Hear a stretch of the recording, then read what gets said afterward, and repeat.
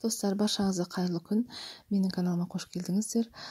Менің каналымда сіздерге осындай дәмді тағамдарды ұсынатын боламын. Өте оңай дайындалатын, қолжетімді тағамдардан тұратын, үйдегі бар заттардан жасалатын тағамдар, және де олардың ерекше дайындалу әдісін көрсететін боламын. Егер де маған тіркелмеген болсаңыздар, тіркеліп қойды ұмытпаңыздар. Сіздерге өзімнің үйде жасайтын тағамдарымды әрқашан ұсынып отырамын. Енді бізге осы тағамды жасау үшін ең алдымен осындай саңырауқұлақты алдым.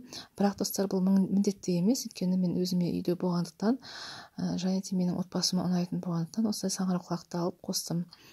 Енді осындай егер де болып жатса, саңырауқұлақтарды осылай әдемілеп турап аласыздар. Үлкен көлемде етіп, өйткені бұл қуырылған кезде қазір көлемін жоғалтады. Барлығын осындай көлемде етіп турап аламыз.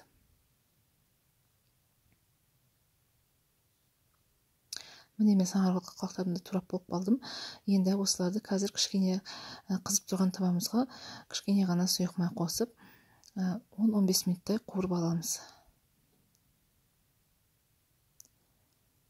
Менің табам қызып тұр. Енді осындай кішкене май құямыз да қуырамыз саңырауқұлақтарды.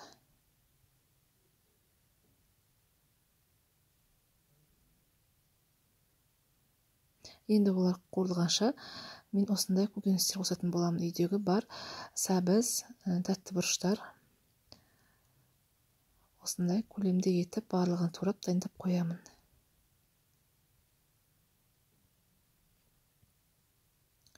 Достар, бұл тағамды мен тартылған етпен жасадым. Еттің көлемі маңызды емес, аздау қоссаңыздар да болады. Көкөністерін көбірек қосып, істесеңіздер де дәмді болып шығады. Бұл тағамда картоптың қуырылуы ерекше, осылай әдемі қазір көрсететін боламын сіздерге. Әдемі, түрі әдемі болып шығатын, дайындалу әдісі ерекше болып шығатын картоп. Енді осы тәтті бұрыштардың барлығын ұсақтап, осылай кубиктап тураймыз. Барлығын дайындап аламыз. Оған дейін біздің саңырауқұлақтарымыз уже қуырылып қалады. Оларды алғаннан кейін сол ыдысқа етін қуыратын боламыз. Міне барлығын турап қойдым. Енді міне біздің саңырауқұлақтарымыз уже қуырылып қалды.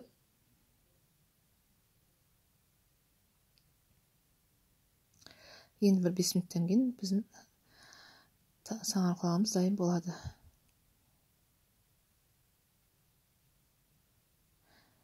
Міне осылай суы азайып, қуырылып болды. Енді бұны басқа ыдысқа салып аламыз да, осы табамызға кішкене майымызды құйып, тартылған етімізді қуырамыз.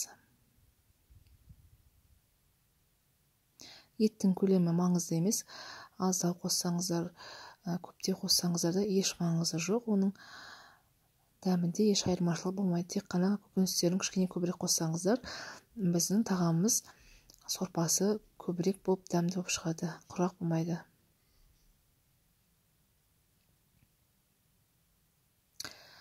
Енді достар, міне осындай картоп аламыз. Осындай әдемі пышақпен осы үлкен қылып кессеңіздер болады, немесе жай ғана пышақпен турасаңыздар да болады. Енді осындай көлемде етіп барлығын кесіп турап дайындап қоямыз. Достар, бұл тағамда жаңағы біздің көкөністеріміздің, картоптың көлемі қатты маңызды емес. Әртүрлі көлемде ала берсеңіздер болады. Үйлеріңіздегі отбасыларыңыздағы адамдардың санына байланысты. Мен барлығын кішкене көбірек деп алдым. Ыдысымда үлкен болғандықтан кішкене көбірек деп алдым. Барлығы өздеріңіздің қалауларыңыз бойынша. Енді осы қуырылған етіміздің үстіне пиязымызды салып, тағы да 10-15 минуттай қуырамыз.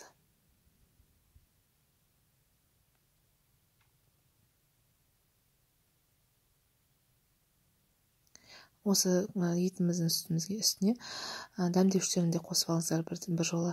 Мен паприка қостым, қара бұрыш, базилик қосуға болады. Үйде қандай дәмдеуіштеріңіз бар, барлығын қоса берсеңіздер болады, өздеріңізге ұнайтындай етіп. Міне біздің етіміз 15 минут қуырылды. Енді осының үстіне барлық көкөністерімізді салып, бір 20 минуттай ғана қуырыңыздар. Олар қатты піспесе де, өйткені қазір біз ары қарай оны духовкада пісіретін боламыз, картоппен бірге. Үстіне су құйып 20 минуттай бұқтырамыз.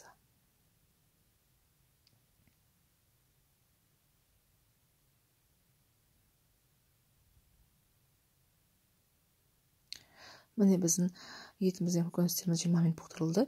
Енді үстіне дайын болған самарқақты қосып, араластырып, біздің духовкаға салатын ыдысымызға құямыз барлығын. Міне мен осындай үлкен ыдыс алдым. Осыған барлығын құйып, бетіне қазір картоптарды әдемілеп салатын боламыз. Бұл тағамды отбасым қатты ұнатты. Күнде жасаңыздар да жалықпайтын тағам. Әдемі қуырылатын картоп және де астындағы осындай сорпасы шығып тұратын тартылған ет. Өте дәмді болып шығады. Енді картоптың үстіне тұз қосып, жасап араластырамыз қолымызбен. Дәміне қарай кішкене тұзын қосыңыздар, өйткені бұл біздің жаңағы еттің бетінде тұрады, оған ешқандай тұз сөнбейді еттен. Тұзын араластырып болғаннан кейін, енді осындай әдіспен әдемілеп картоптарымызды барлығын салып шығамыз. Осылай арасын қатты жақындатпайсыздар. Осындай еттердің ішіне тұрғызып, осылай әдемілеп салып шығамыз. Міне болып қалдым. Картоптарын сала бастаған кезде мен духовкамды қыздырып қойдым 200 градусқа. Міне осылай салып болғаннан кейін кесичкамызбен қазір осы картоптардың бетінің кішкене майлап қоямыз. Сонда әдемі болып қуырылады, қызарып.